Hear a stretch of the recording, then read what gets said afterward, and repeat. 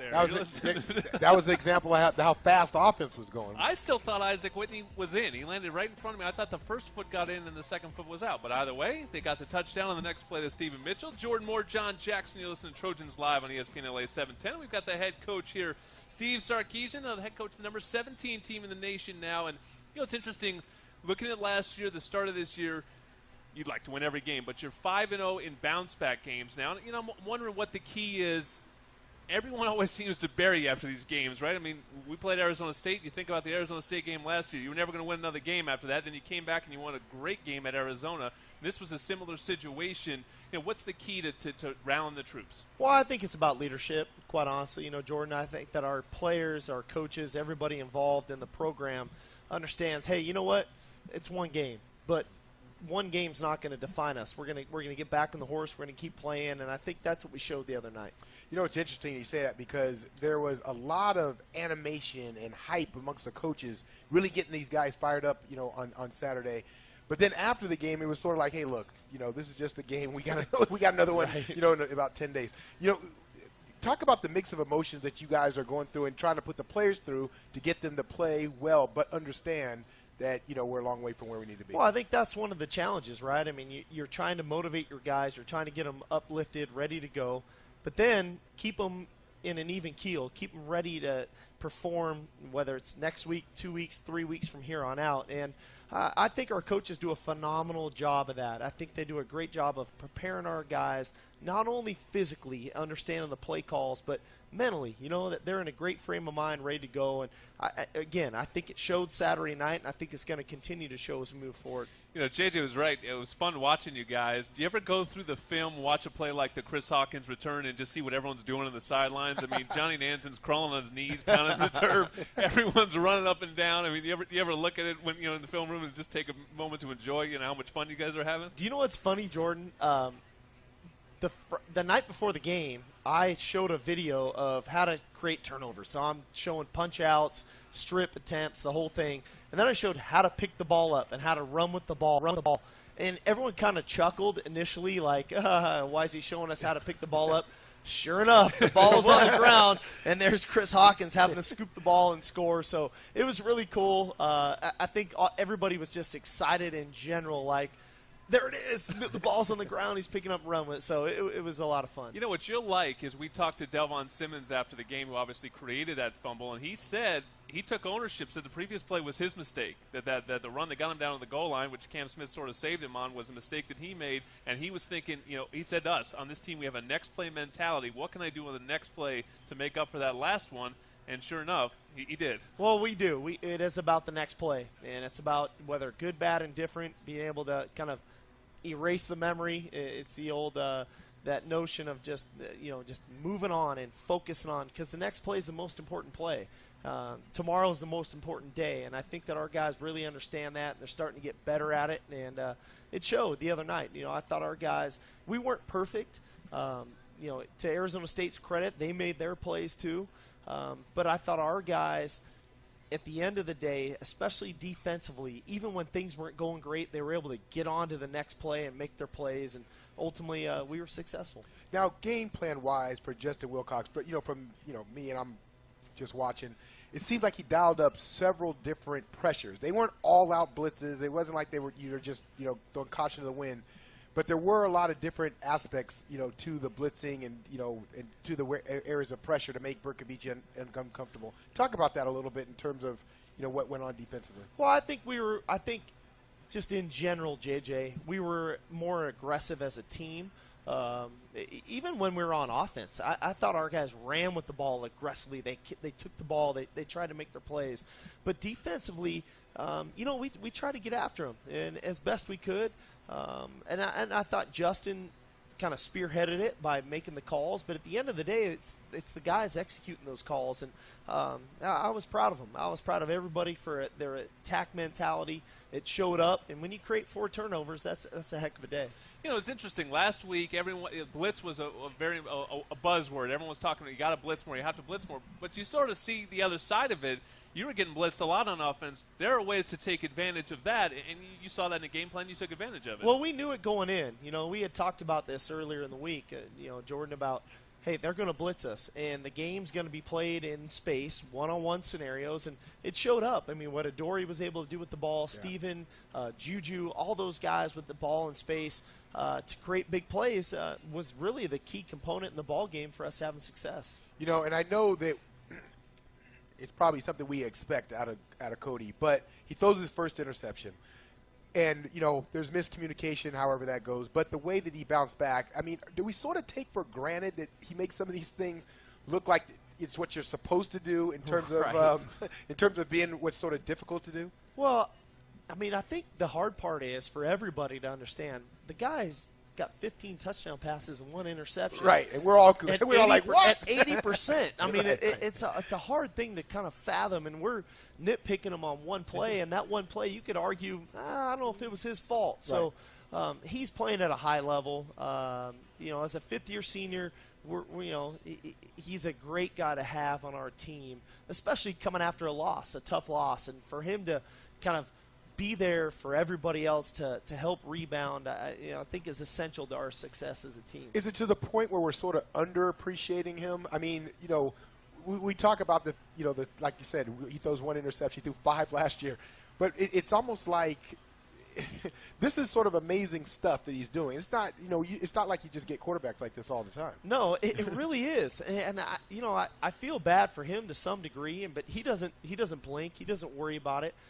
He's got 15 touchdown passes and 1 interception. In the last 2 years, 54 touchdown passes to 6 INTs. Yeah. I mean, it's unbelievable stuff that he's doing.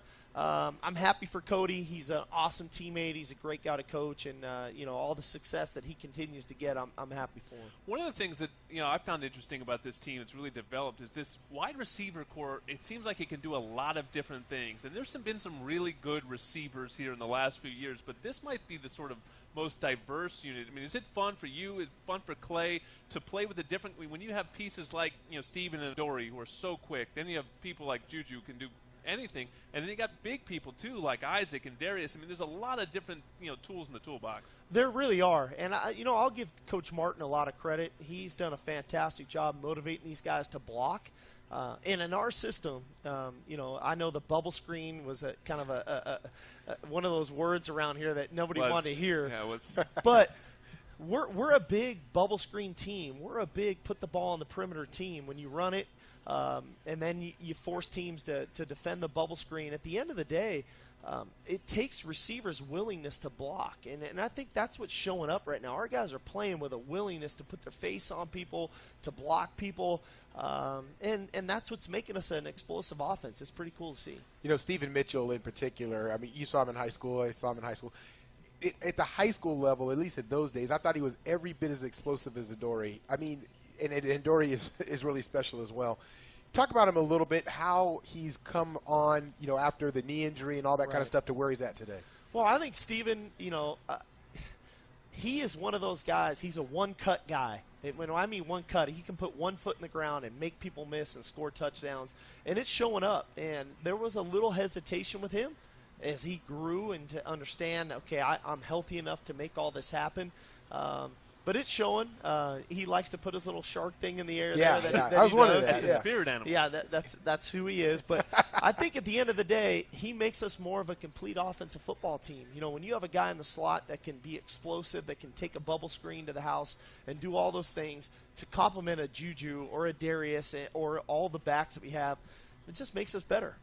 All right, we got one more segment with Sark coming up, but we want to let you know that our next football game against the Washington Huskies will be held on Thursday, October 8th. That's a Thursday night game. The USC Athletic Department and the University Administration want to remind you that a Thursday game presents some challenges to our normal game days. To see all the changes to tailgating and parking, go to usctrojans.com/Thursday. usctrojans.com/Thursday. We'll have all the info on the Thursday night game changes. We'll be back to talk a little bit about that Thursday game with the head coach, Steve Sarkisian, next up on Trojans Live. We are back at the lab, and we are with the head coach, Steve Sarkisian, on Trojans Live. And it is a bye week, a sort of modified bye week, as it seems to be a new thing every year. You get that Thursday game, so you have the whole week off, but then you have a short week next week. So what do you emphasize in getting a couple extra practices this week? Well, we're going to work on our developmental guys. I think that it's important, especially early in the season, as young as a team we are, that we can focus on our young players and give them more reps. The more reps they get, then hopefully the better off they are and the better off we are as a team.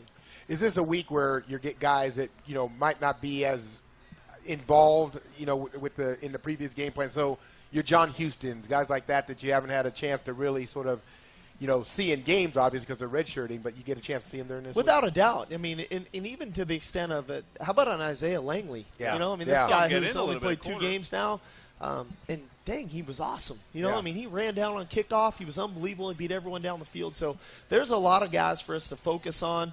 And it's not just about a few of them. There's a collective group that we need to continue to work on to get them ready to go.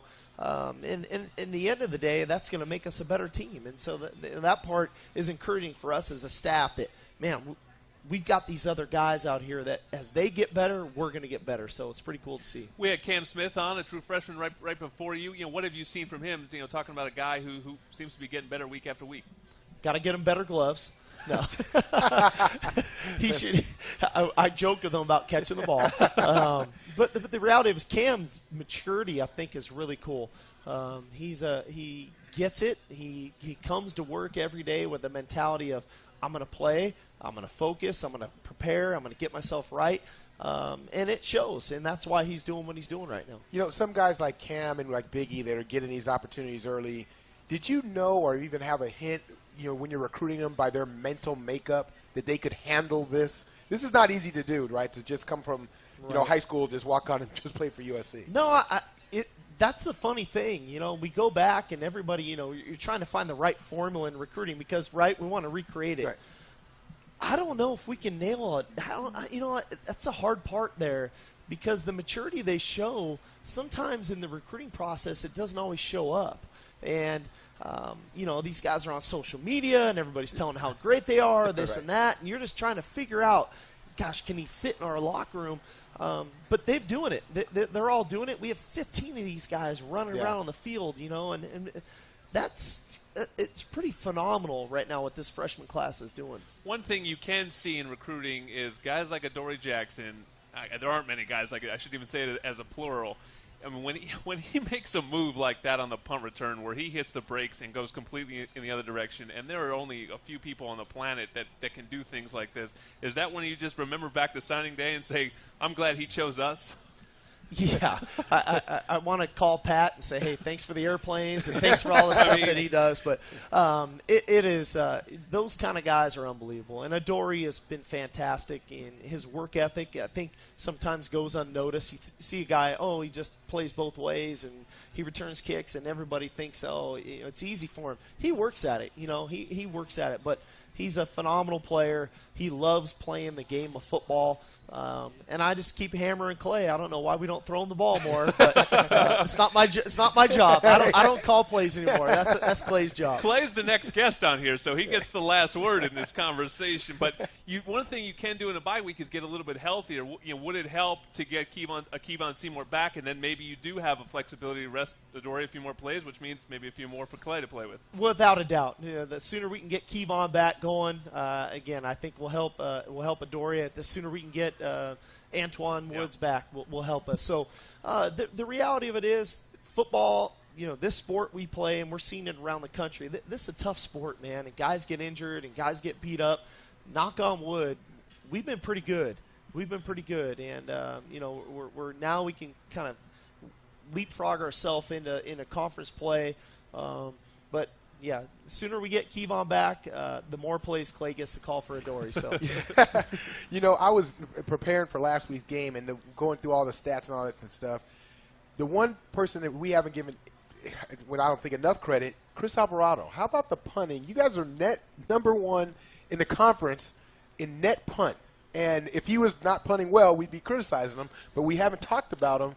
sort of going unnoticed. You know, JJ, I love Chris and everything he's doing. I think our special teams in general, I think we're playing really, really good. I know we had the kickoff call back last week, but the return game's been great. Our coverage units have been very good. I'm excited. And again, for me, not calling plays, being a little bit more involved, it's been a fun aspect for me to be in touch with. And, that's all sort of led by Soma Vanuku. It just seems like he's such a tone setter, in a sport that always starts with the kickoff, and they got one this week. You had the fumble right before half, which cashed into a touchdown. How is it to have that guy as your sort of first off the bus guy leading the line? Soma he plays with his hair on fire. Unbelievable. 2 years ago when I wasn't coaching here and we had to play against the SC, 31 wore me out. Like, who is this guy? This guy's unbelievable. He runs down on every kickoff. He does everything the right way, and he's doing it again. He's just he's a force to be reckoned with on special teams. And I think you're right, Jordan. I think it sends a great tone for your team that you have somebody who's willing to say, hey, you know what? I might not be the most high-profile offensive or defensive player, but when I get my shot, I'm going to run down on this kickoff, and I'm going to make somebody pay. We talked about in the weeks past that the defense needed more playmakers to make plays. You obviously got that this past week. After watching the film, is there anybody that, are sort of stepping up a little bit above and beyond what we see as fans of, we see the touchdowns and stuff like that, but anybody that really jumped out at the film at you? Well, I think what was really cool was the break on the ball by John Plattenberg. For him to get that interception, I go back to the Holiday Bowl. Yeah. He drops about 3 of them. Right. So for him to make that play, that's just a confidence builder, right? I mean, those are big plays. Lamar Dawson, having him back. I mean, just a veteran player who can get guys lined up. So at the end of the day, we're growing, and I'm happy that we were able to make improvements from 1 week to the next. And we're not perfect yet, and we're not nowhere near to where we want to be, but that's the cool part, right? That we can do all that and still know there's room to grow. And it's not just on defense, it's offense and it's special teams. And there's a lot of football to be played, and, Pac-12 road teams are 6-0 so far this season, so it's setting up to be a wild year. And it's been a long time since Oregon lost a game by 42 points at Autzen. What are you seeing from this conference? Are things changing? Well, the South is no joke, as we're finding out. What Utah's doing, what UCLA is doing. We already know about Arizona State and Arizona, so we've got our work cut out for us. But we have to take one game at a time, and it's the next one to the next one to the next one. So, we get UW here in a week and a half, and we'll be ready to play. All right, so now the run game, 76 yards rushing. Not obviously the numbers that you want, but was that more attributed to how Arizona State was defending you, or is there a reason for concern? No, I think it was totally how they played us. They're an aggressive defense, and we had talked about this a week ago. Yeah. They were a feast or famine group.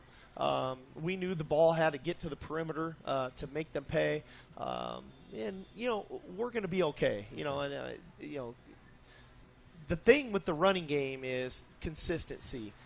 They didn't give us a lot of chances for consistency because it's one blitz after another. It's one thing after another. So you kind of hit home runs or you don't. But the passing game helped us that way, and we got the ball in the perimeter and guys made plays.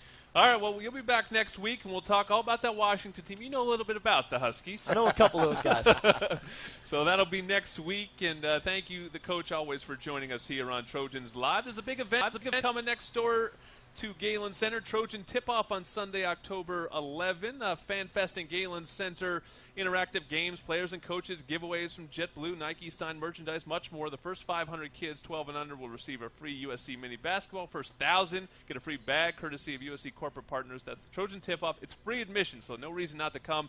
Meet the basketball teams, watch them scrimmage. It all starts at noon with Fan Fest. 1 p.m. is tip-off, USCTrojans.com. or 740-GO-SC, 213-740-GO-SC for more information. Thank you to the coach. When we come back, like we said, Clay Helton's going to have the last word. It's the offensive coordinator for USC. Coming up next on Trojans Live.